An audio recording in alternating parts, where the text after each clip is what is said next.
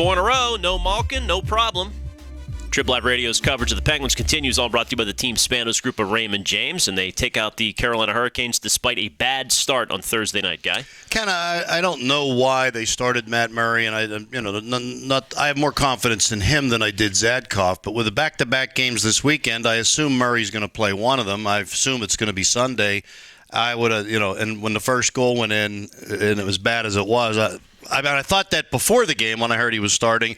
Then that first goal went in. I said, I don't get this. But I'll tell you what, Sidney Crosby stepped up big time. He's doing what, he got – my biggest issue when Malkin got hurt, and I said I don't think they'll make the playoffs now, is teams can so much concentrate on him that his production could go down. Their power play's been terrible with Malkin out. It was 1 for 24 the first time he was out, and I think it's 1 for however many, maybe 12 or 13, over 3 last night. So I'm still worried about the power play producing when they really need it, but they've been a pleasant surprise. I thought Malkin was the death knell, and they continue to win. Carolina's not you have to get those 2 points, especially when you're facing the weekend that they're facing. Yeah, 3 Flyers games in the last 12 games here.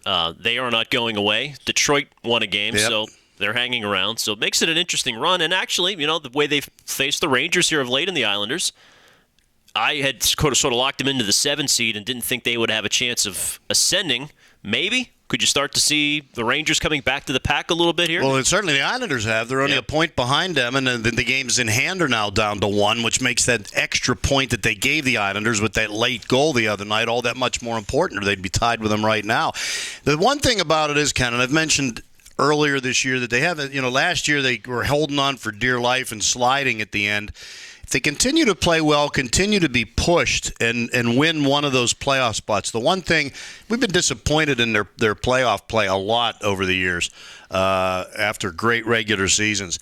They might be in a little bit more of a playoff mode right from the beginning than when they're sitting there some of these years at the end of January with an 8-point lead at the top of their division. They kind of coast down the stretch, and all of a sudden you have, and we wonder every year how 8s beat 1s in hockey. 16 beats 1s in NCAA basketball, but 8s have beaten 1s and 7s beat 2 a lot in hockey. It's because those teams have been fighting for a month just to get in their battle test. They might not go far, they might not win the cup, but they're ready to go. Where the ones at the top kind of like, okay, we're here, we won the division, now I'll open up the pathway for us to get to the cup. With some new young, hungry guys. I thought Hagelin looked really good last night. That line contributed.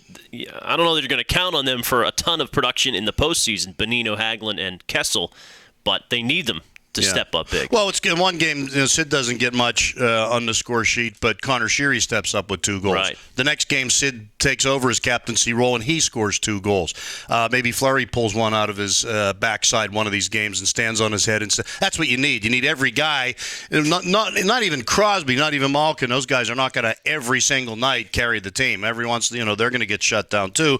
And that's kind of what they're doing right now. It is kind of a different hero every night, and that's a good sign. Problem is Sheary out for longer term. Yeah. Needs surgery. Or not Sheary, sorry, Wilson, Scotty Wilson.